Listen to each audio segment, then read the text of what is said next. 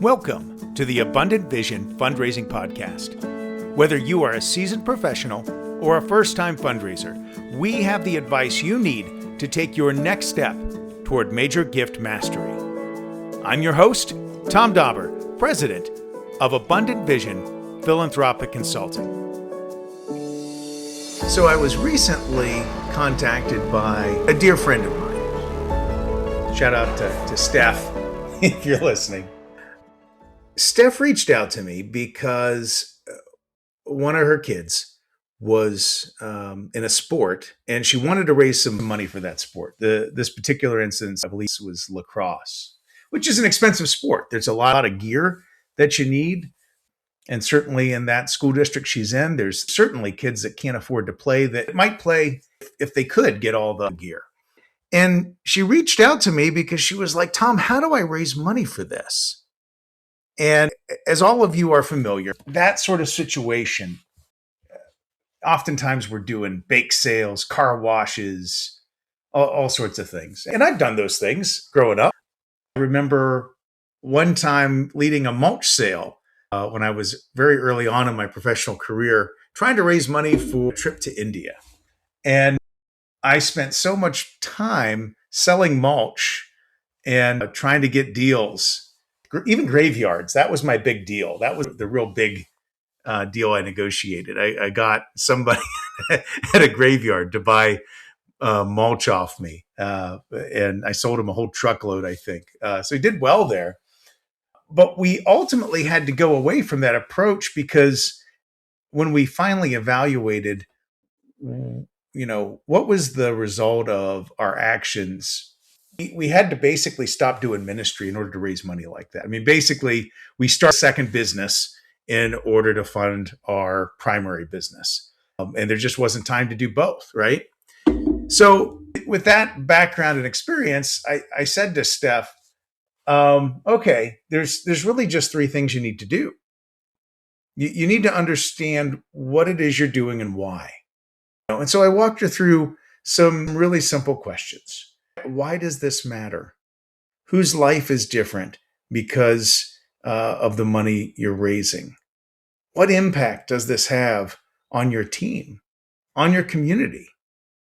So there's that. That's the first and really most important question. It's the vision question.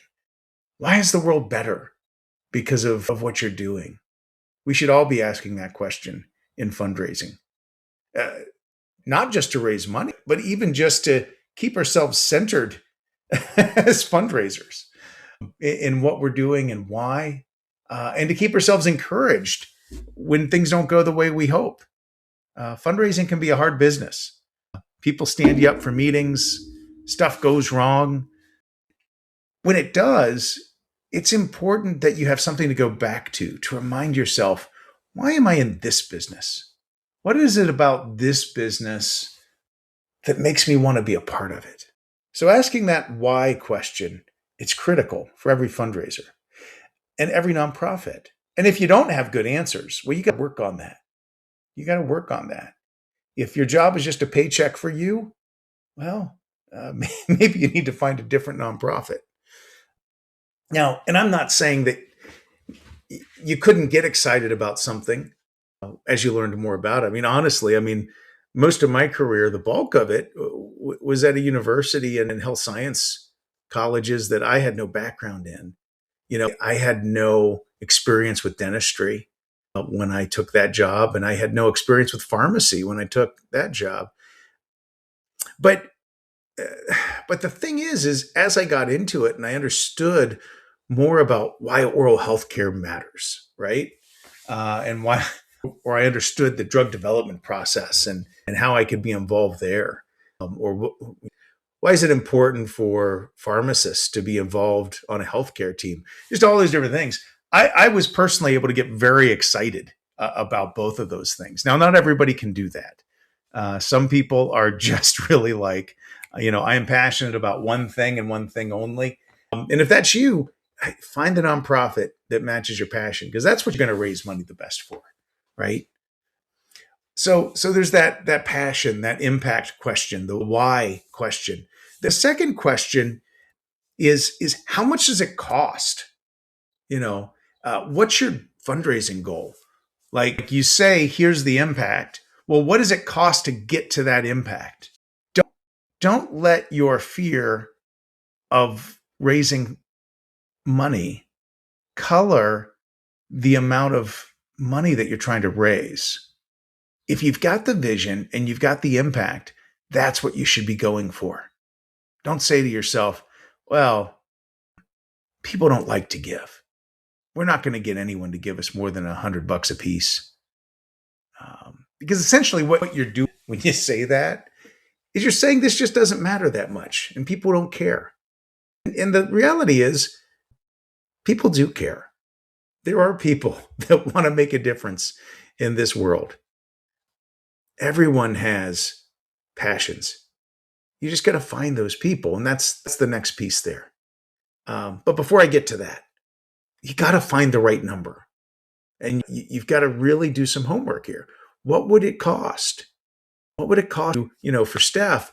I challenge her to tell me, okay, what does it cost to outfit one kid with all the equipment they need to do this sport? And then I said, well, is that all? Is that all the expenses a kid would need to do this sport? And she's like, well, no, there's a participation fee. And so we had to push a little bit to really uncover what were all the full costs if we really wanted to make a full ride. Because that was the vision, right? Kid that can't afford it, let's make this affordable for them. And that was the best case scenario. And so that's what we were shooting for. So then we identified that number. And then the next question was, well, then how many kids do we want to help? How big could the team be? And of course, that impacted the vision question because the more kids you have involved, the more potential talent you have. How does that impact your vision, right? So sometimes these things build upon themselves. They interact dynamically. The vision gets bigger as more money comes in. So there's those two questions. And then the last question is very simple. Who cares about this and has the money to do something about it? Who is that? Some folks may approach this question or this problem by sending an email.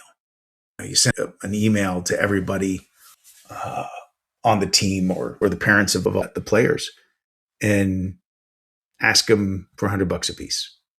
Now, for many of them, if they were missing $5,000 from their bank account, they probably wouldn't notice. That's the reality of it. That's what I said to Steph. Like, Steph, you need to go pay attention. Who are the kids that live in the really nice houses?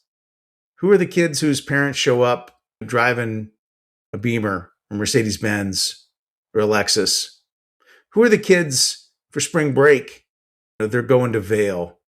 They're going to a vacation home in Jackson Hole. Not Jackson, Ohio. That wouldn't be meaningful. Jackson Hole, I meant. Where are the signs of wealth that are perceptible? Now, some of those people may be in horrible debt. I mean, that's the reality of life. But for many people, if they're doing things like that, they're probably doing that because they have money. And kids talk. They know who's going to Europe for spring break or, for things like that. They know who has money. Kids talk. A lot of times they shouldn't, but they do. Point being is once you identify who would care about this and who has the means to do something about it, then you need to go schedule a meeting with them. Tell them what the vision is. Tell them how much it costs and ask them for help. Now, why am I saying this today? Well, it occurred to me after talking to my friend about this that fundraising is one of those things that scales. It scales really well. The first major gift I ever solicited was when I was 16. And I'm saying major gift in parentheses. I needed $75. I wanted to start a student club, a student organization, Fellowship of Christian Athletes. And FCA at the time, in order to be an official chartered FCA huddle, you had to pay $75. And I didn't have $75. Somehow, I instinctively understood that the answer was not to do a car wash. Instead, it was to go to people with money that I knew would care about this particular thing. So I went to my cross country coach, who I knew was a Christian and I knew was a business owner locally. I asked him for a gift and he said no. I'm like, come on, man.